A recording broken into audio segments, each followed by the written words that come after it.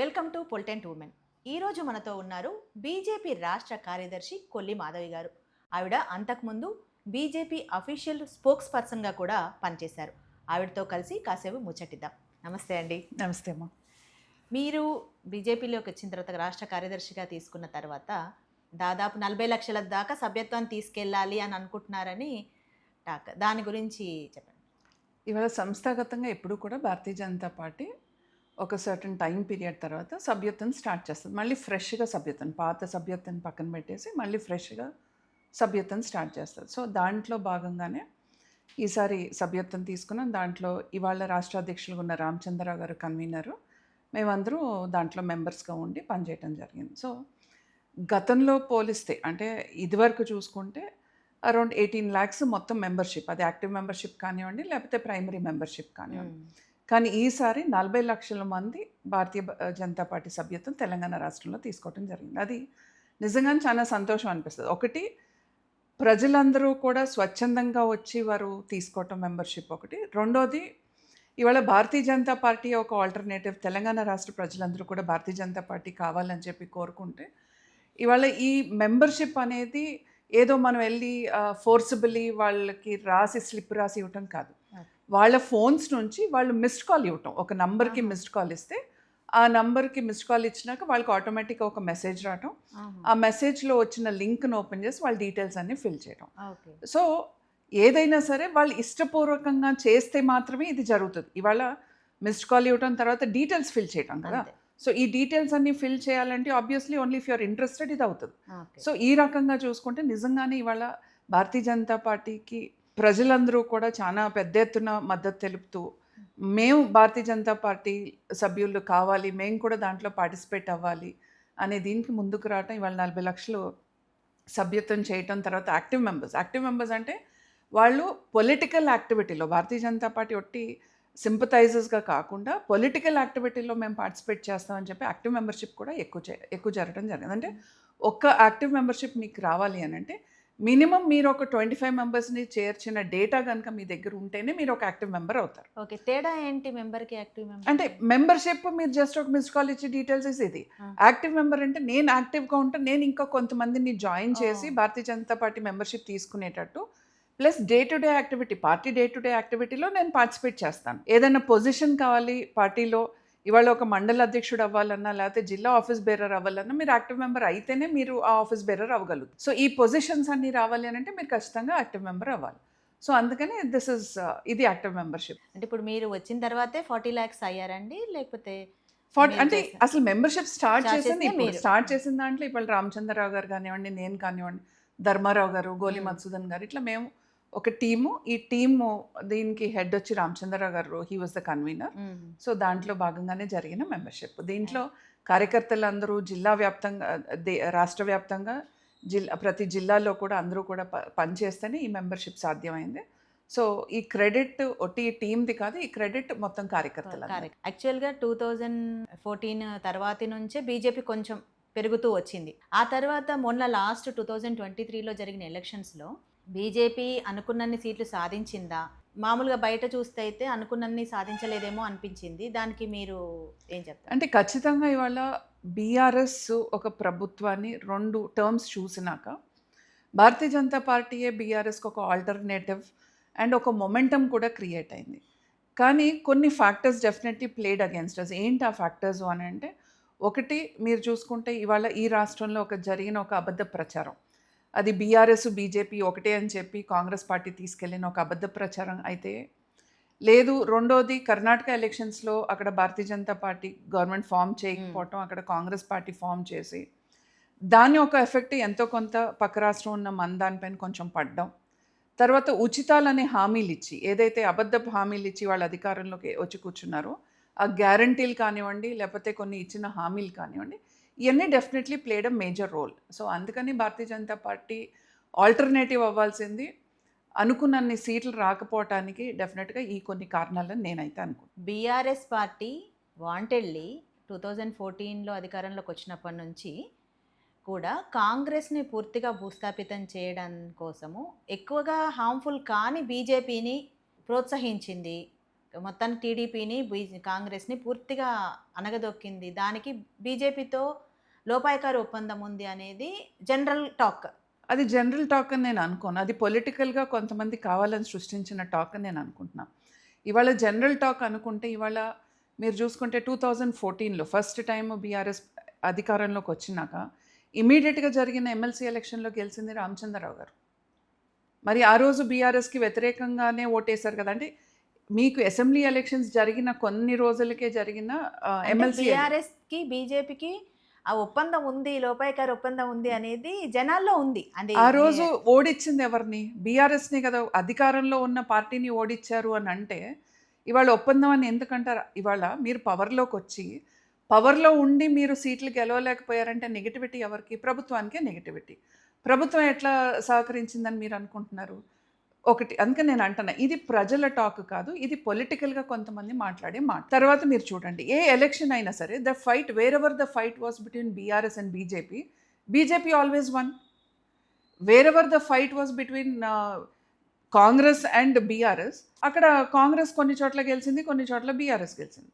అందుకని నేను అంటున్నా ఇప్పుడు ఈ మాట్లాడే మాటలు ఏదైతే ఉన్నాయో ఇవాళ 2025లో మనం ఉన్నప్పుడు మీరు జరిగిన పార్లమెంట్ ఎలక్షన్ మనం చూసుకుందాం. ఫర్ ఎగ్జాంపుల్ బీజేపీ బీఆర్ఎస్ ఒకటే అని మాట్లాడే కొంతమంది ఎవరైతే ఉన్నారో సాఫ్ట్ కార్నర్ ఉన్నారో ఇంకోటి సంథింగ్ ఏదైనా కావచ్చు, ఏమన్నా కానివ్వండి, ఈ మాట్లాడే పొలిటికల్ లీడర్స్ అందరినీ నేను మిమ్మల్ని ఒకటి అడుగుతున్నా. సరే బీజేపీ బీఆర్ఎస్ ఒకటని మీరు మాట్లాడుతున్నారు కదా, మల్కాజిగిరి పార్లమెంటు గతంలో ఎవరు రిప్రజెంట్ చేశారు? ఇప్పుడు మా ఈటెల రాజేందర్ గారు రిప్రజెంట్ చేస్తున్నారు. గతంలో ఎవరు రిప్రజెంట్ చేశారు? రేవంత్ రెడ్డి గారు కదా. మరి ఎందుకు మల్కాజిగిరి పార్లమెంట్లో రేవంత్ రెడ్డి గారు గట్టిగా అంటే వాళ్ళదే అంత ఇది అని అంటే మరి కాంగ్రెస్ గెలవాల్సింది కదా, వాళ్ళు ఎందుకు గెలవలేకపోయారు? మొత్తం మీరు మహబూబ్ నగర్ జిల్లాలో చూసుకుంటే ఎమ్మెల్యేలు అందరూ గెలిచింది ఎవరు? మళ్ళీ అక్కడ ఎంపీ ఎందుకు భారతీయ జనతా పార్టీ గెలిచింది? మోదీ చరిష్మా అంటారా? ఆబ్వియస్లీ డెఫినెట్గా ఇప్పుడు ఏ ఎలక్షన్ అయినా సరే కొన్ని ఫ్యాక్టర్స్ ఉంటాయి. ఒకటి క్యాండిడేట్ పార్ట్ కొంత ఉంటుంది, అట్లాగే సెంట్రల్ గవర్నమెంట్ పాత్ర కొంచెం ఉంటుంది.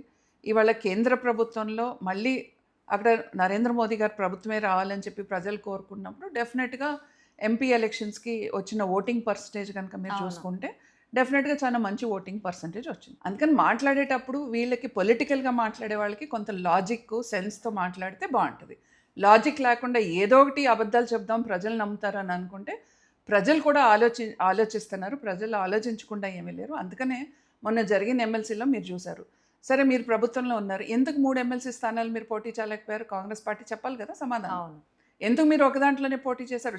పోటీ చేసిన ఒకటి ఓడిపోయారు కదా. ప్రజల నుంచి వచ్చింది కాదు, కొంతమంది కావాలని సృష్టించి ప్రజల్లోకి తీసుకెళ్లే ప్రయత్నం చేస్తున్న ఇలాంటి కాంగ్రెస్ నాయకులకి నేను ఇచ్చే సమాధానం, మీరు గనక నిజంగానే మీరు ఇచ్చిన గ్యారంటీలను ఫుల్ఫిల్ చేసుంటే, ప్రజలకి ఇచ్చిన హామీలు ఫుల్ఫిల్ చేసుంటే, ఇవాళ నిజంగానే ఇదే ఇందిరమ్మ రాజ్యం అని మీరు చెప్పుకుని దీన్నే ప్రమోట్ చేద్దాం అనుకుని ఉంటే ఎమ్మెల్సీలు ఎందుకు గెలవలేకపోయారో దానికి వారు సమాధానం చెప్పాల్సిన అవసరం. అందుకనే ఇవాళ ఈ లిస్ట్ వచ్చినాయి మాట్లాడి ప్రజల్ని తీసుకొచ్చి ఇదేదో ప్రజల నుంచి వచ్చింది అని చెప్పి క్రియేట్ చేసేదాన్ని అయితే నేను ఎట్టి పరిస్థితుల్లో ఒప్పుకోను. అంటే మీరు కొంత కౌంటర్ ఇచ్చే క్రమంలో, అంటే కాంగ్రెస్ వాళ్ళకి కానివ్వండి, బీఆర్ఎస్ వాళ్ళకి కానివ్వండి, కౌంటర్ ఇచ్చే క్రమంలో కొన్ని పదాలు అంటే సిగ్గుందా ఇట్లాంటి కొన్ని పదాలు వాడుతున్నారు కదా. అంటే వాళ్ళు వాడారు కాబట్టి మనం వాడతామా, లేకపోతే కొంచెం అగ్రెసివ్గా వెళ్తేనే ఓకే అనుకుంటారా, ఎట్లా?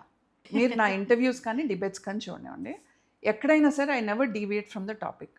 నేను ఎప్పుడూ కూడా సబ్జెక్ట్ నేను చెప్పేది అదే, నేను ఎప్పుడూ కూడా సబ్జెక్ట్కి రెస్ట్రిక్ట్ అయ్యి సబ్జెక్ట్ పరంగానే మాట్లాడతా, కానీ ఎప్పుడు పర్సనల్గా మాట్లాడటమో లేకపోతే ఇంకోటో కాదు.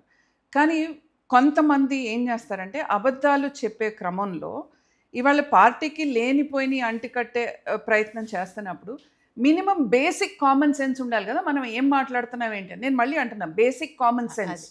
నేను ఇలాంటి పదాలు ఖచ్చితంగా వాడతాను, ఎందుకంటే నువ్వు ఒక రెస్పాన్సిబుల్ పొలిటీషియన్గా ఒక పార్టీని రిప్రజెంట్ చేస్తున్నప్పుడు నువ్వు ఇక్కడే అబద్ధాలు చెప్తున్నప్పుడు రేపు ప్రజల దగ్గరికి వెళ్ళినప్పుడు ఇంకేం చేస్తావు? అంటే నువ్వు ఏం చేస్తావో చెప్పుకో, అది తప్పులేదు. కానీ లేనిపోయిన అబద్ధాలు ఇంకొకరిని నెగిటివ్ చేసి చూపించి నేను పాజిటివ్ అవ్వాలనుకోవటమే అది అవివేకం అంటున్నా.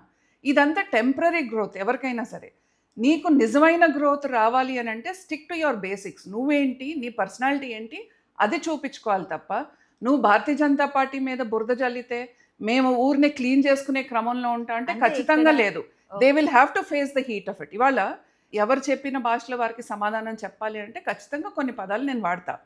కానీ వాళ్ళకి మళ్ళీ దిగజారి కొన్ని పదాలు అయితే నేను వాడను. ఇవాళ గతంలో మనం చూసాం, ఇవాళ తెలంగాణ రాష్ట్ర భాషకే ఒక పర్యార్థంగా ఇవాళ కేసీఆర్ గారు మాట్లాడే బూతులు కానివ్వండి, కేటీఆర్ గారు కానీ, హరీష్ రావు గారు కానీ, వీరందరూ మాట్లాడిన భాష కనుక మీరు చూసుకుంటే that is not the representation of Telangana state, definitely not. So ఖచ్చితంగా కొన్ని కొన్ని పదాలు అక్కడ ఎందుకు వస్తాయంటే when I have to be harsh, డెఫినెట్గా నాకు నా పార్టీని, నా కార్యకర్తల్ని, మమ్మల్ని ఏదన్నా అంటే ఖచ్చితంగా నాకు కోపం వస్తుంది. వచ్చినప్పుడు డెఫినెట్గా I use some words. And ఆ పదాలు నేను వాడిన పదాల్లో దానికి ఏదో ఎక్కడి నుంచో దీనికి పెద్ద రిటార్డేషన్ వస్తుందని అయితే నేను అనుకోను. అంటే బీజేపీ చాలా క్లీన్ పార్టీ అంటారా? BJP definitely it is a కార్యకర్తల party, definitely a clean party అనే నేను అంటాను. ఏంటంటే మమతా బెనర్జీ తను ఏమంటారంటే వాషింగ్ మిషన్ పార్టీ అంటారు. అంటే ఇది అవినీతి అవి చేసిన వాళ్ళు బీజేపీలో చేరితే అది క్లీన్ అయిపోతుంది, అట్లా వాళ్ళు కేసులు కానీ ఈడీ కానీ అవి రైట్స్ అవన్నీ ఉండవు అని. ముందు మమతా బెనర్జీ గారిని ఫస్ట్ ఆవిడ నోరుని తీసుకెళ్ళి వాషింగ్ మెషిన్లో వేసుకోమనండి ఏదన్నా. ఎందుకంటే మాట్లాడే ముందు అసలు ముందు ఆవిడ ఏం చేస్తుంది బెంగాల్లో, అక్కడ ఎలాంటి అరాచకాలు సృష్టిస్తుంది, ఏం చేస్తుంది అనేది ఒక్కసారి తిరిగి చూసుకుంటే బాగుంటుంది.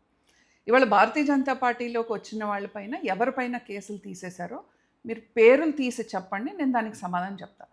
ఎవరిపైన భారతీయ జనతా పార్టీలో వచ్చి జాయిన్ అయిన వాళ్ళపైన ఎవరిపైన ఎలాంటి కేసులు తీయలేదు.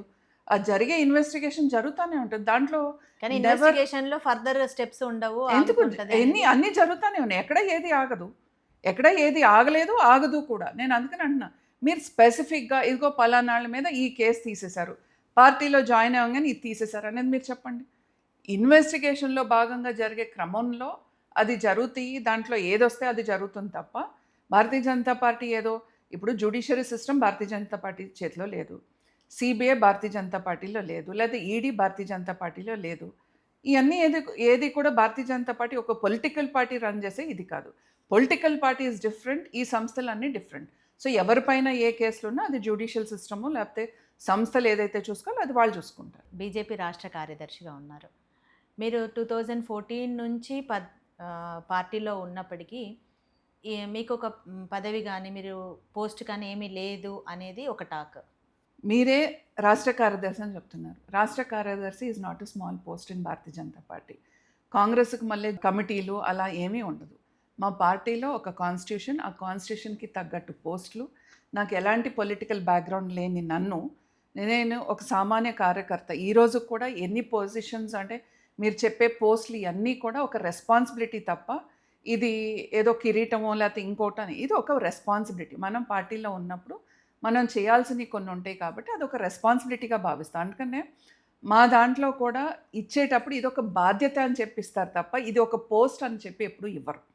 సో ఇది రావటం నిజంగానే చాలా గ్రేట్ అని నేను భావిస్తాను. ఎంతోమంది ఇక్కడి దాకా రావటం కూడా చాలా కష్టం. అలాంటిది నేను ఇంకా చాలా తొందరగా వచ్చానని నేను అనుకుంటా. డెఫినెట్గా పార్టీ ఎలాంటి బాధ్యత ఇచ్చినా డెఫినెట్గా ఒక కార్యకర్తగా అందరం కూడా కట్టుబడి పనిచేస్తాం. ఈ రోజు వరకు భారతీయ జనతా పార్టీ స్ట్రెంగ్త్ ఏంటంటే కార్యకర్తలు. భారతీయ జనతా పార్టీ కార్యకర్తలు ఇంటి దగ్గర నుంచే ఏదైనా సరే తీసుకెళ్ళి కష్టపడతారు తప్ప బయట నుంచి ఇంటికి తీసుకొచ్చే పరిస్థితి భారతీయ జనతా పార్టీ కార్యకర్తలకు లేదు. నిజంగానే వాళ్ళ రాష్ట్ర కార్యదర్శి ఉన్నాను, దట్ ఈస్ అది ఒక గర్వకారణమైన విషయం. మీరు ఉప్పల్ నుంచి స్టార్ట్ చేసినట్టున్నారు కదండి, అక్కడ డివిజన్ స్థాయిలో కార్యకర్తగా మొదలయ్యి ఆ తర్వాత ఆ క్రమం చెప్పండి ఈ రాష్ట్ర కార్యదర్శి దాకా. నేను యాక్చువల్గా కాలనీలో అక్కడ నేతాజీ నగర్ అన్న కాలనీ, ఆ కాలనీలో నేను ఒక జాయింట్ సెక్రటరీగా ఉన్నాను. అప్పుడు ఎన్విఎస్ఎస్ ప్రభాకర్ గారు కాలనీకి రావడం జరిగింది. వారు కాలనీకి వచ్చినప్పుడు కాలనీ సమస్యలు వారికి వివరించే క్రమంలో మా కాలనీ ఎంట్రన్స్లోనే ఒక వైన్ షాప్ ఉండేది. అయితే నేను చెప్పాను, ఏ కాలనీకైనా సరే ముందు ఎంట్రన్స్లో మీకు ఒక మంచి ఆర్చో లేకపోతే ఏదో ఒకటి కనపడుతుంది, మాకు ఇక్కడ వైన్ షాప్ అనే ఒక తోరణం ఉంది, దాన్ని తొలగించాలి, మేమందరం చాలా ఇబ్బంది పడుతున్నాం అని చెప్పాం. అట్లా ఎన్విఎస్ఎస్ ప్రభాకర్ గారు మాట్లాడినాక వారు నన్ను పార్టీలోకి ఆహ్వానించి వారి ఆధ్వర్యంలోనే పార్టీలో జాయిన్ అవ్వటం, మేము ఒక ధర్నా చేసి ఆ వైన్ షాప్ని అక్కడ నుంచి షిఫ్ట్ చేయటం. తర్వాత నేను ముందు మహిళా మోర్చాలో స్టేట్ ఎగ్జిక్యూటివ్, ఆ తర్వాత రాష్ట్ర బీజేపీ స్పోక్స్ పర్సన్, ఆ తర్వాత రాష్ట్ర కార్యదర్శి. అంటే సార్ మీరు ముందు రాజకీయాల్లోకి రావాలని అనుకున్నారా? అంటే కాలేజ్ డేస్లో నేను ఎలక్షన్లో స్టూడెంట్ జాయింట్ సెక్రటరీగా నేను గెలిచాను. అంటే అప్పుడు ఇది, కానీ పొలిటికల్గా వస్తాను అని అయితే ఎప్పుడు అనుకోలేదు. I was very active college days, తర్వాత ఇంజనీరింగ్ కాలేజ్లో కూడా నేను మంచి యాక్టివ్గానే ఉండేవాళ్ళం. ఇంజనీరింగ్ కాలేజ్లో మాకు ఎప్పుడు ఇట్లా పాలిటిక్స్ ఇదంతా అంటే ప్రెసిడెంట్ ఇవన్నీ అట్లా ఎన్నుకోవటం అనేది అక్కడ లేదు. ఇంటర్మీడియట్ డేస్లో అయితే ఉంది. ఇంటర్మీడియట్లో ఐ వాజ్ ఎలెక్టెడ్. అది ఎలక్షన్ ద్వారానే నేను స్టూడెంట్ జాయింట్ సెక్రటరీగా ఎలెక్ట్ అవ్వటం అది జరిగింది. తర్వాత ఇంజనీరింగ్ అనుకోలేదు.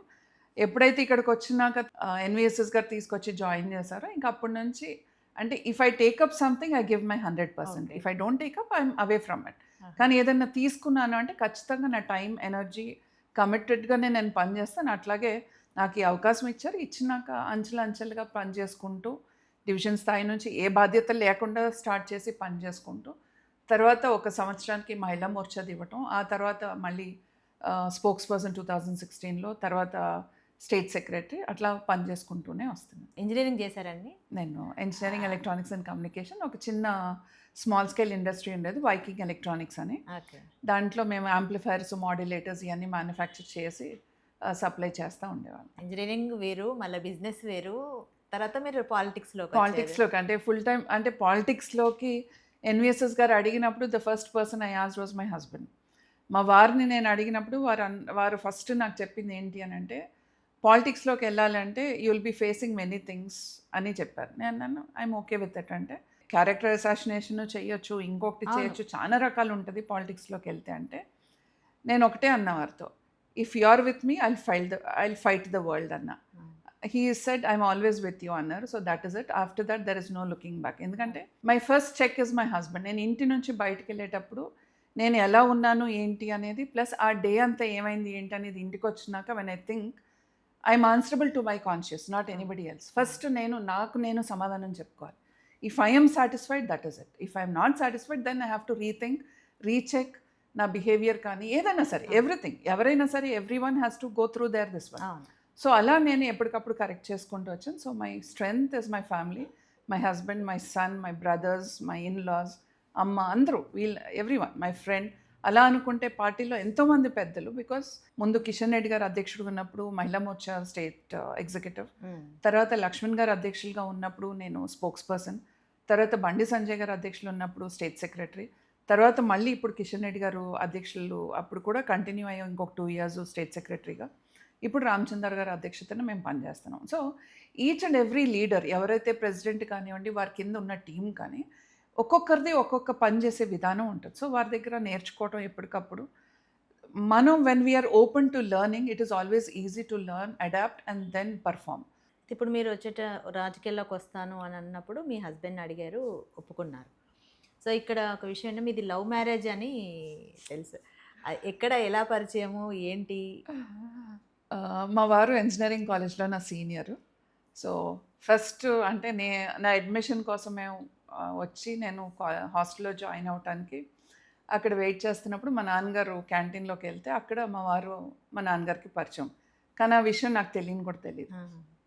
తర్వాత మా వారి రూమ్మేట్ వచ్చి కొల్లి శ్రీనివాసరావు అని. సో ఇంటి పేరు నాది వారిది ఒకటే అయ్యేపాటికి కొల్లన్నయ్య వచ్చి నాతో మాట్లాడడం, అట్లా మాట్లాడి తన రూమ్మేట్ అని చెప్పి పరిచయం చేయడం, అట్లా పరిచయం అయ్యి దెన్ వీ బోత్ లైక్ అన్ని అంటే our thinkings, everything, mutual respect, understanding, bond. Then we decided that we'll match. So it started in college, then ఇంట్లో చెప్పి తర్వాత పెళ్లి చేసుకోవడం. అప్పుడు ఏం అబ్జెక్షన్స్ రాలేదండి? అంటే ఇప్పుడున్నంత ఫ్రీనెస్ ఉండదు కదా ఆ టైంలో. అలా ఏమీ కాదు, ఇంట్లో చెప్పే పెళ్లి చేసుకోవటం ఇదంతా జరిగింది. సో డెఫినెట్గా కొన్నిసార్లు అంటే నాన్నగారు అయితే ఎప్పుడు ఒకటే చెప్పేవారు నాకు, ఎప్పుడు ఏదైనా సరే when you take a decision think about it, when you are convinced I will be there with you అన్నట్టుగానే చెప్పారు. సో ఆ రకంగానే ఒప్పించి అటు అత్తమ్మ ఇంటికి నేనే మా వారి ఇంటికి వెళ్ళి మాట్లాడి, అక్కడ కూడా మా వారు అక్కడ వాళ్ళ ఇంట్లో చెప్పినాక నేను వెళ్ళి వారి ఇంటికి వెళ్ళినాక కూర్చుని అక్కడ మాట్లాడి, అక్కడ మా అయ్యగారు వాళ్ళు డేట్ ఫిక్స్ చేసి, సో వాళ్ళు డేట్ ఫిక్స్ చేసినాక మళ్ళీ మా ఇంటికి వచ్చి ఇట్లా పలానా రోజు డేట్ ఫిక్స్ చేశారని చెప్పి అలా పెళ్లి చేసుకోవటం తిరుపతిలో వెంకటేశ్వర స్వామి ఆధ్వర్యంలో మా పెళ్లి జరిగింది. అంటే జనరల్గా అబ్బాయి వచ్చి అమ్మాయి ఇంట్లో ఒప్పించాలి, ప్లస్ అక్కడ అబ్బాయి ఇంట్లో కూడా అబ్బాయి ఒప్పించాలి. అంటే కాదు, అక్కడ వాళ్ళ ఇంట్లో ఆయన ఒప్పించుకున్నారు, బట్ ఫస్ట్ టైం అట్లీస్ట్ వెళ్ళి కలిసి మాట్లాడాలి కదా అని చెప్పి వెళ్ళినప్పుడే అప్పుడే ఇంకా డేట్ ఫిక్స్ చేసుకుని వచ్చి ఇంట్లో చెప్పి మళ్ళీ నేను చదువుకుంటున్నా ఆ టైంలో. సో ఆ రకంగా మీరు యాక్చువల్గా తెలంగాణనేనా నేను నేటివ్? లేదు, నేను పుట్టింది రేపల్ అండి, గుంటూరు జిల్లా.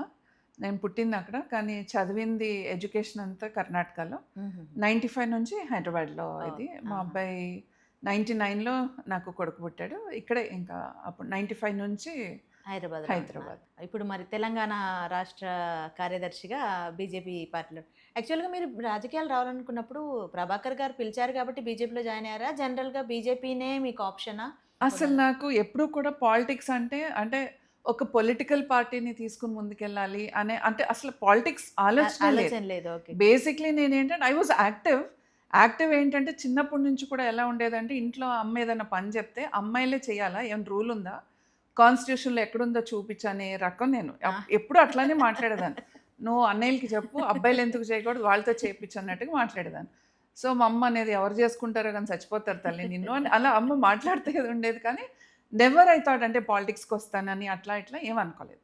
బట్ ఎన్విఎస్ఎస్ గారు ఎప్పుడైతే వచ్చి మాట్లాడారో వల్ల? ఇది చేశారో అప్పుడు నేను రావటం and then giving my full time. And ఇప్పుడు మీరు అంటే ఏమైనా నెక్స్ట్ ఎలక్షన్స్ టైంలో కానీ ఏదైనా పదవి ఆశిస్తున్నారా? నాకు all I look at is respect.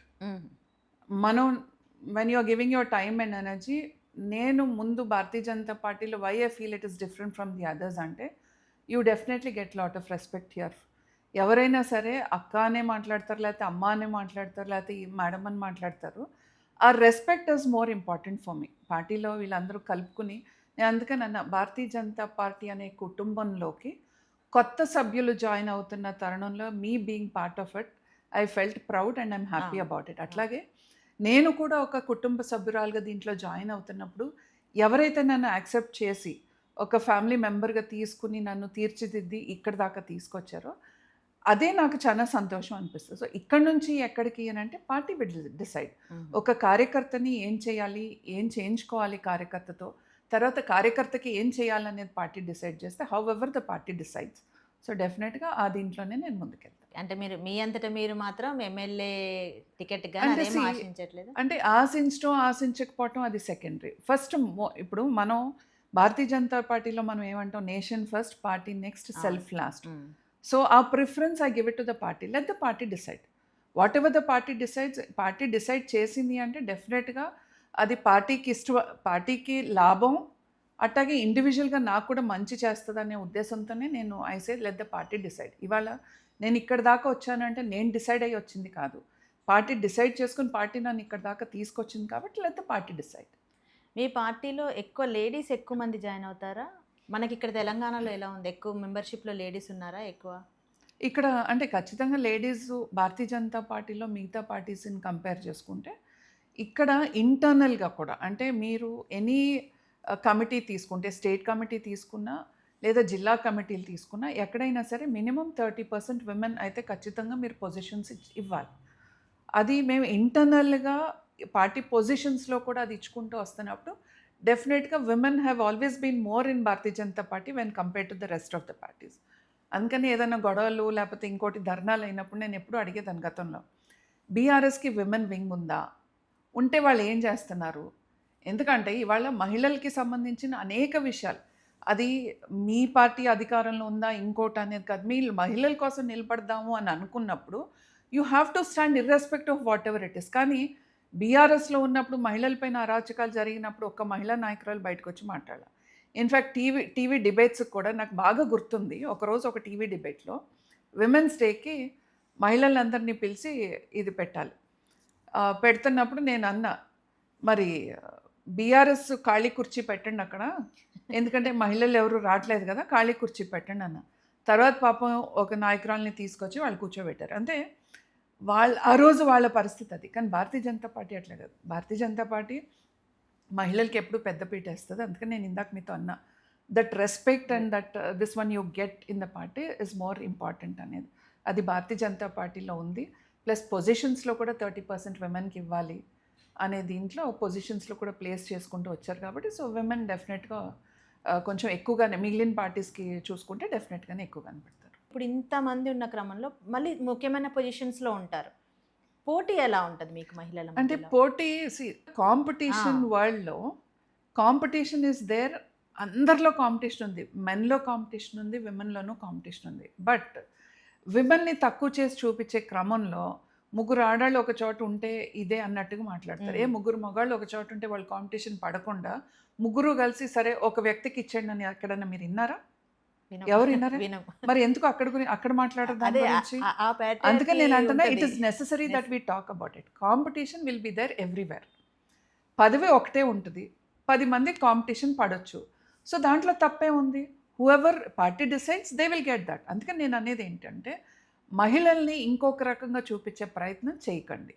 Competition వరల్డ్లో everybody is competition to each other. నేను అయితే ఒక రకంగా ఏమంటానంటే, నేను స్పోక్స్ పర్సన్గా ఉన్నప్పుడు ఎవరన్నా మీరు మహిళల్లో బాగా మాట్లాడతారంటే నేను ఒప్పుకునేదాన్ని కాదు. Why do you differentiate me saying that మహిళల్లో spokesperson is for the party? యాక్చువల్గా చెప్తే మహిళలని కాదండి, బీజేపీలో నిజానికి మహిళలు ఎక్కువ మాట్లాడతారు, బాగా టాకిటివ్ ఉంటారు. Thank you so much. ఎందుకంటే టాకిటివ్ అని నేను అన్నాను కానీ బట్ డెఫినెట్గా ఎక్స్ప్రెసివ్గా ఉంటారు. ఎందుకంటే ఒకటి పార్టీ యొక్క ఐడియాలజీ, పార్టీ యొక్క అంటే సబ్జెక్ట్ కానివ్వండి, దట్ ఈస్ దట్. ఒకసారి మీకు సబ్జెక్ట్ వచ్చిందంటే that itself will be the strength అని నేను అనుకుంటున్నాను. కానీ మీరు ఇందాక మాట్లాడిన విషయానికి వస్తే when I come back there, నేను అనేది ఏంటంటే మహిళలు కానివ్వండి, పురుషులు కానివ్వండి, ఎవరైనా సరే కాంపిటేటివ్ వరల్డ్లో ఎవరైనా సరే కాంపిటీషన్కి ఒక పొజిషన్ కోసం వెళ్తారు. సో దాంట్లో ఎలాంటి తప్పు లేదు. కానీ మహిళలు ముగ్గురు ఉంటే ఇది, ముగ్గురు ఉంటే అదే నేనేం లేదు. ఎవరు అయినా సరే పోటీ పడే దాంట్లో పోటీ పడాలి, తెచ్చుకునే దాంట్లో తెచ్చుకోవాలి. వచ్చినాక అందరూ కలిసి పనిచేయాల్సిన అవసరం ఉంది. ఇవాళ పార్టీ పొజిషన్స్ అనేది టెంపరీ అండి. ఇవన్నీ 3 yearsకి ఉండే పొజిషన్స్. కానీ ఒక కార్యకర్తగా పనిచేసి మనం అందరితో కలిసి పనిచేయాల్సింది ఫర్ ఎవర్, వెన్ ఎవర్. మీరు ఎప్పుడు దాకా రిటైర్ అవుతారో అప్పుడు దాకా అందరం కలిసి పనిచేయాల్సిందే. సో అందుకనే దాంట్లో ఏదో ముగ్గురు ఉంటే ఇది అవుతుంది, లేకపోతే ఇద్దరు ఉంటే అది అవుతుంది అనేది ఎప్పుడూ లేదు. కాంపిటీషన్ వల్ల competition will always be there. So it is just ఆ పొజిషన్ కోసం కాంపిటీషన్, ఆ తర్వాత అందరూ కలిసి పని చేసుకోవటమే. కానీ దీంట్లో మహిళలు వేరే, జెంట్స్ వేరే అనేది కాదు. జెంట్స్కి కాంపిటీషన్ ఉంటుంది, లేడీస్కి కాంపిటీషన్ ఉంటుంది. కాకపోతే ఏంటంటే కొంత ఎక్కువ పోర్ట్రేట్ చేసే ప్రయత్నం ఉంటుంది అంతే అని నేను అనుకుంటున్నాను. అది కూడా మానేస్తే better. You portray what you can do. నువ్వేంటి, నువ్వు ఏం చేయగలుగుతావు అనే పోర్ట్రేట్ చేయి తప్ప పక్కల్ని నెగిటివ్ చేస్తే నేను పాజిటివ్ అవుతాను అనుకుంటే అంటే దట్ షోస్ దర్ థింకింగ్. అందుకని ఆ థింకింగ్, ఆ నెగిటివ్ మైండ్ సెట్ మానుకుంటే మంచిది. ఇప్పుడు మీరు రాష్ట్ర కార్యదర్శిగా ఉండి మీరు ఎలాంటి మహిళల కోసం ఏమైనా స్పెషల్గా కార్యక్రమాలు తీసుకుంటున్నారా? అంటే ఇన్ స్పెసిఫిక్గా మహిళల కోసం మహిళా మోర్చా అంటే డిఫరెంట్ మోర్చాస్ ఉన్నాయి. సో ఇన్ స్పెసిఫిక్గా మహిళా మోర్చా విమెన్ ఇష్యూస్ కానివ్వండి, ఇలాంటి అన్నీ కూడా మహిళా మోర్చా టేకప్ చేస్తారు.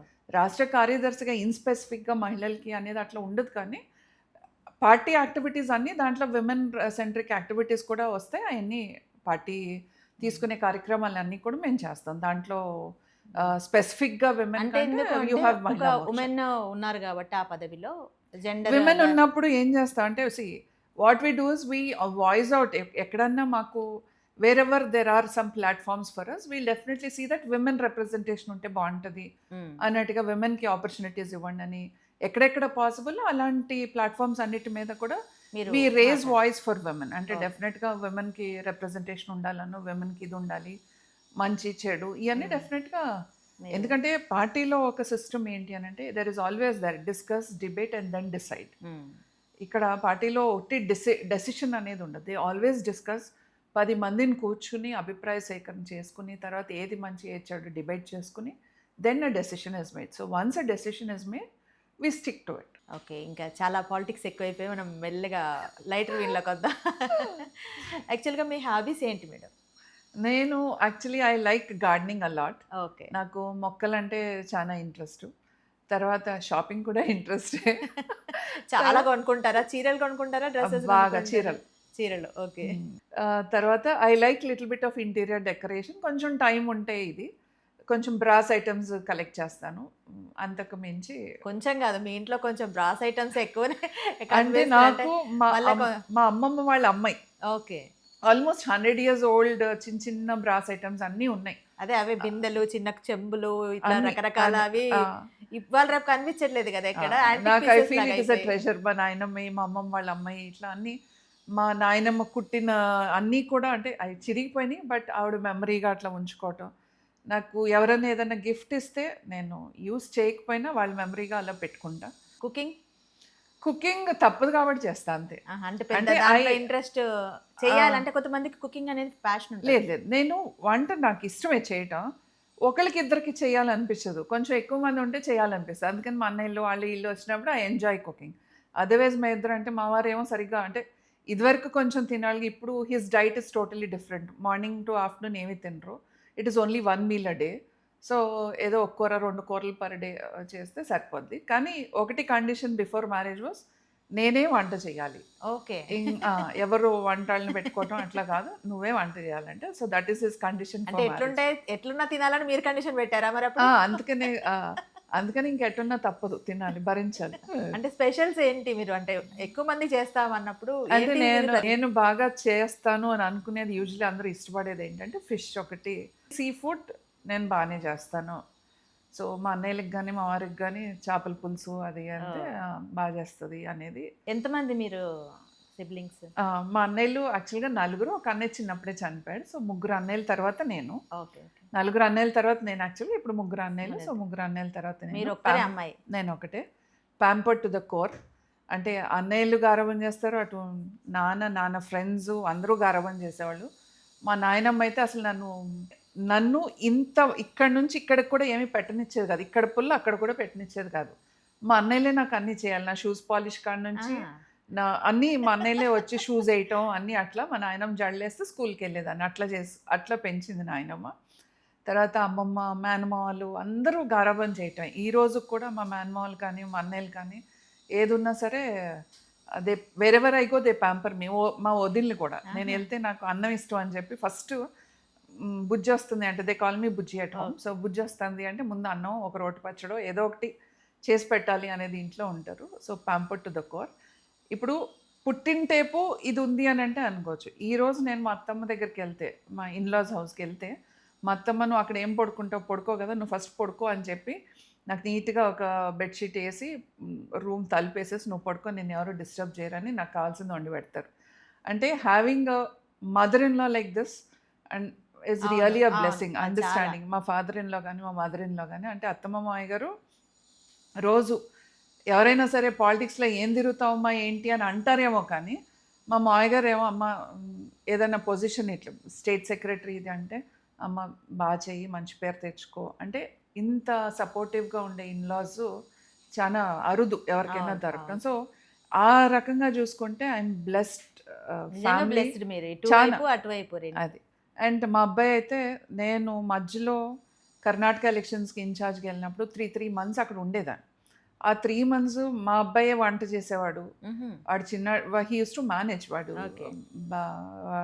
అంటే అమ్మ ఇంట్లో ఉండాలి అట్లా అనేది ఏమీ లేకుండా దే డెఫినెట్లీ అంటే నాకు ఆ ఫ్రీడమ్ ఇచ్చారు. You go do what ever you want, you go give time for the party. ఎందుకంటే పార్టీలో మనం టైం ఇస్తేనే పార్టీకి ఉపయోగం, and that is necessary also for the party. మీరు గార్డెనింగ్ ఇష్టం అని చెప్పిన క్రమంలో కరోనా టైంలో యాక్చువల్గా మొత్తం మీరు పంటలంతా కూరగాయలన్నీ ఇంట్లోనే పండించుకున్నారంట కదా? అది అంటే యాక్చువల్గా గార్డెనింగ్లో నేను వెజిటబుల్ గార్డెనింగ్ కూడా ఎక్కువ చేసేదాన్ని. సో అంటే కరోనా వస్తుందని ఎవరు ఊహించలేదు, కానీ అప్పటికే నాకు ఆల్మోస్ట్ ఒక 300 pots ఉండేవి. బాగా గార్డెనింగ్ చాలా పేపర్స్లో కూడా నా ఆర్టికల్స్ రావటం జరిగింది నా గార్డెనింగ్ గురించి అది ఇది.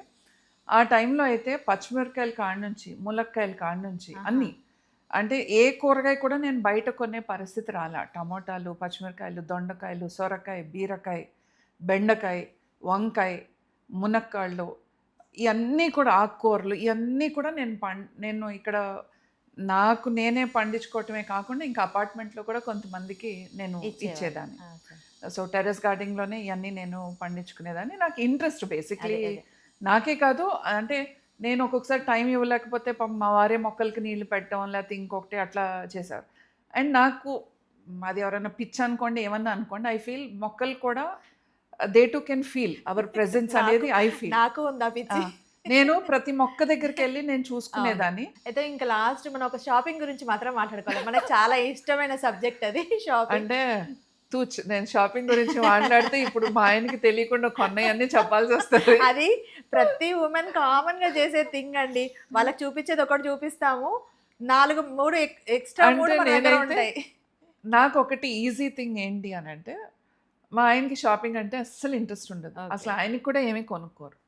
అండ్ షాపింగ్‌కి వచ్చి కాసేపు అంటే నేను చాలా ఫాస్ట్ షాపింగ్ యూజువల్లీ విమెన్ చాలా లేట్ అంటారు. అవును. నాది వితిన్ మినిట్స్ అయిపోద్ది నా Oh, shopping. okay. I'm very fast picker. నాకేదైనా నచ్చిందంటే it happens. Selection is very fast. Okay. So hardly any time. But ఆయనకి అస్సలు ఇంట్రెస్ట్ ఉండదు. సో అందుకని నేను కొనుక్కునేది ఏది చూపించను. అటు నుంచి అటు డైరెక్ట్‌గా టైలర్‌కి వెళ్తది. కుట్టేసే వస్తాయి ఇంటికి ఏదైనా ఆ. సరే. ఏదైనా అన్నారనుకోండి, "అటే తిరునూరా షాపింగ్ కంటే వద్దులే నువ్వే కొనుక్కో" అంటారు. అందుకని ఇది ఈజీ నాకు. బ్రహ్మాస్త్రం అది. అది ఇష్టం అండి. నాకు చీరలు అంటే ఇష్టం. చీరలు కట్టుకోవటం ఇష్టం. I like draping saris. ఇది అది అని ఏం లేదు. రూ. 200 చీర కడతా, రూ. 20,000 చీర కడతా, 50,000 చీర కడతా.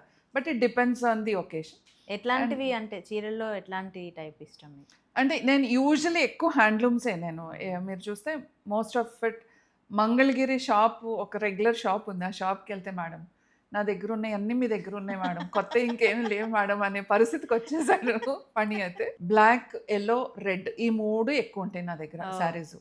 మెల్లగా ఒక కబోర్డ్ మా వారికి అంటే బెడ్‌రూమ్‌లో ఒక వార్డ్‌రోబ్‌లో ఒక హాఫ్ అంతా వారికి, మిగిలిన హాఫ్ నాకు. తర్వాత ఒక వార్డ్‌రోబ్ మొత్తం నాకు అట్లా చేసుకొని ఒక 8 వార్డ్‌రోబ్స్ నాయి. ఆయనకి ఆ హాఫ్‌లో కూడా మెల్లగా కొంచెం తగ్గిస్తే మొన్న పోట్లాడి తల్లి నాకు ఈ హాఫ్‌లో కూడా తగ్గిస్తావా అంటే ప్రతి ఇంట్లో నేను జెంట్స్ పరిస్థితి అదే. నేనంటా, "మీరు ప్యాంట్ షర్టే కదా ఏముంది దాంట్లో" అంటా. అందుకని ఇప్పుడు కాదు ఆయన హాఫ్ ఆయనకే, మిగిలినయి అన్ని వార్డ్‌రోబ్స్. మా అబ్బాయి యూఎస్‌లో ఉన్నాడు. సో వాడి కబోర్డ్స్ అన్నీ కూడా నాకే. Okay. మొన్న ఒకరోజు నాకు అస్సలు ఎప్పుడన్నా పొద్దున్న పూట బట్టలు చీరలు లేవా కట్టేటప్పుడు అస్సలు అన్ని చీర కబోర్డ్ ఓపెన్ చేసి ఎదురుగా నుంచి నా దగ్గర అసలు బట్టలే లేవు అంటే, "నువ్వు ఒక లారీ మాట్లాడి ఇయన్నీ ఎక్కడైనా పంపించేసి అప్పుడు కొనుక్కో" అంటారు. ఇంకా అపార్ట్ దట్ మీరు మూవీస్ చూస్తా. చూస్తారా? I enjoy movies. We Okay. Watch movies. నేను family life I enjoy family life. I give Okay. Time for family. I make Oh, time. Okay. I make time for family. I make time for friends. We go out. Friends అందరం school classmates. ఇక్కడ కొంతమంది ఉన్నాం. We regularly meet. అది కాకుండా yearly once school get togethers ఉంటాయి. అప్పుడు ఆ ఒక్క రోజు మాత్రం నో సెల్ ఫోన్స్ అంటారు. సో సెల్ ఫోన్ సిగ్నల్ లేని చోటు వాళ్ళు గెట్ టుగెదర్ అరేంజ్ చేస్తారు. So we go there. We all ఆహా. ఎంజాయ్.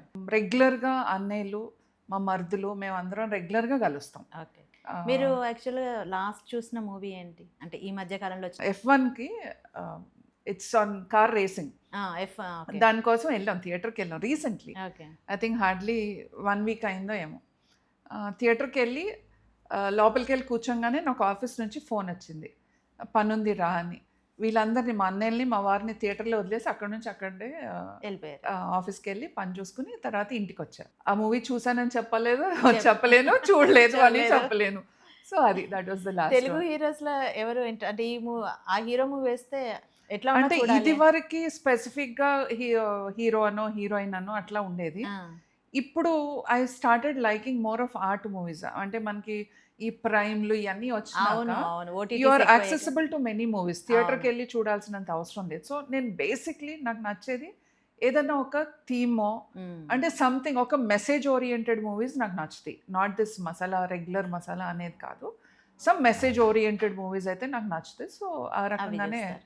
ఎక్కువగా అవి ఇష్టపడతాను నేను. పాలిటిక్స్‌లో మీకు నచ్చిన నాయకుడు అంటే దేర్ ఆర్ మెనీ పీపుల్ అండి. ఒక్కొక్కళ్ళు ఒక్కరు చెప్పండి.